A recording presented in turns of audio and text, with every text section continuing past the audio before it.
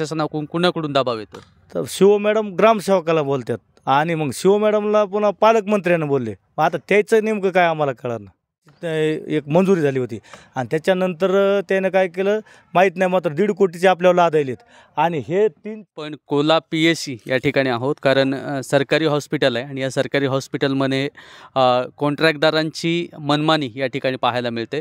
कारण गावकऱ्यांनी सांगितलेलं आहे की या ठिकाणी झाडं लावलेली होती, जी झाडं आता पुढे ही जी झाडं गेल्या म्हणजे जवळपास 10 वर्षापासून लहानाची मोठी केली, पाईपलाईन केली झाडांना पाणी घालण्यासाठी आणि ती झाडं तोडून इथे पत्राचं शेड मुद्दामून केलं जातं आहे. गावकऱ्यांनी याला विरोध केलेला असतानासुद्धा म्हणजे या शेडची गरज नसतानासुद्धा या ठिकाणी शेड केलं जातं आहे आणि ही कॉन्ट्रॅक्टदारांची घरं भरण्याचं काम इथलं परभणीतलं प्रशासनाच्या माध्यमातून हे काम केलं जातं आहे.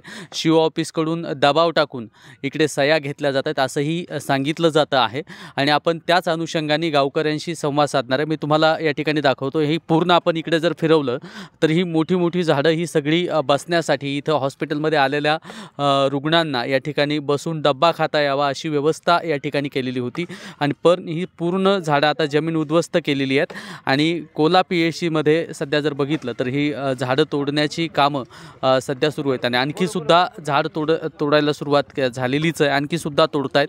पण आता कॉन्ट्रॅक्टर या ठिकाणी येणार आहेत, त्यांच्याशी आपण संवाद साधूया. नेमकं काय होणार आहे आणि काय घडणार आहे, गावकऱ्यांचंही मतं काय आहेत आपण तेही जाणून घेणार आहोत. सध्या बघितलं तर हे पाण्याची व्यवस्था, झाडांना व्यवस्थित पाणी घालण्यासाठी हे सगळी व्यवस्था या ठिकाणी करण्यात आली होती. गावकरी या ठिकाणी जमलेले आहेत, त्यांचं म्हणणं काय आहे ते जाणून घेणार आहोत. की दादा तुमचं नाव काय आणि काय मागणी आहे तुमची? माझं नाव रामचंद्र गायकवाड आहे. आपल्या इथं PSCला आपल्या इथं कमीत कमी जिल्हा लेवलला शस्त्रक्रिया होत्या.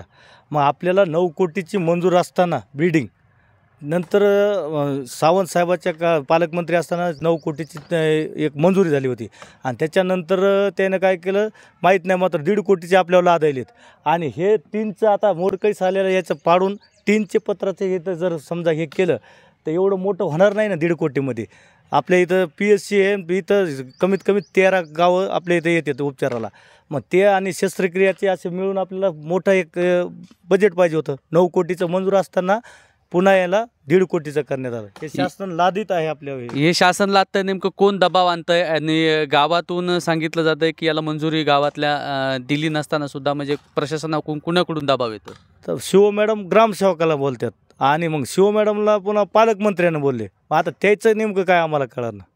म्हणजे हे थेट जे काम आहे तर पालकमंत्री शिव मॅडम इथपासून या कामाची लिंक पाहायला मिळते असं गावकऱ्यांचं म्हणणं आहे.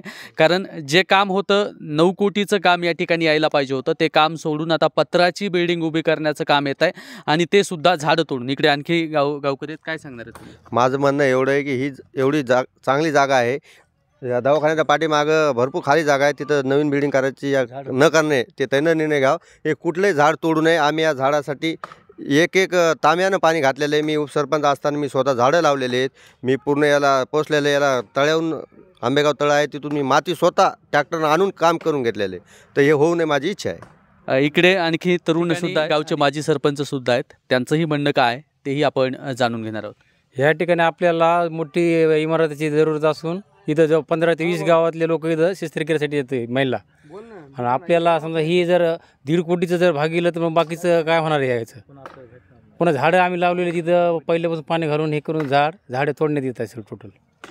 तर आपल्याला चांगली इमारत कमी 9 ते 10 कोटीची इमारत इथं होण्याची ही गरज आहे आणि 1.5 कोटीचं जर केली तर पुन्हा मग मागची बाकी राहिलेली इमारत काहीच होणार नाही.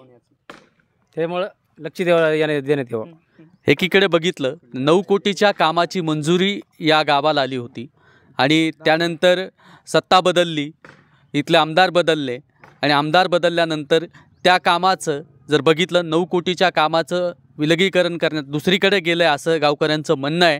कारण इथे 1.5 कोटीचं पत्राचं शेड उभारण्यासाठी सध्या म्हणजे मागणी या ठिकाणी सध्या काम सुरू आहे, जे की 1.5 कोटीचं काम न करता इथे कमीत कमी 9 कोटीची बिल्डिंग जी उभी राहणार होती ती बिल्डिंग पुन्हा उभी राहण्याची गरज आहे. कारण या गावाला लगत जवळपास 13 ते 20 गावं या गावाशी लगत आहेत आणि या PSCशी जुडलेले आहेत, जेणेकरून म्हणजे इकडे पालोदी असेल किंवा इतर सगळीच लोकं जी आहेत इथे मानवतच्या आजूबाजूची मानवतचे सुद्धा काही लोक या ठिकाणी येतात की जे की त्यांचं ऑपरेशन असतील किंवा महिलांचे नसबंदीचे ऑपरेशन असतील, अशा सगळ्या इथं शस्त्रक्रिया होतात. आणि त्याच अनुषंगाने गावकऱ्यांनी या ठिकाणी विरोध केलेला आहे की हे शेड या ठिकाणी व्हायला न पाहिजे, प्रशासनाच्या वतीने मुद्दामून दबाव आणला जातोय की काय, हेच म्हणणं या ठिकाणी गावकऱ्यांचं आहे. अशाच आपण नवीन अपडेट घेत राहणार आहोत आणि आपल्यापर्यंत हे फुटेज पोहोचत असेल तर नक्की इतर बांधवांपर्यंत शेअर करा. आपला मित्र उदय भिसे.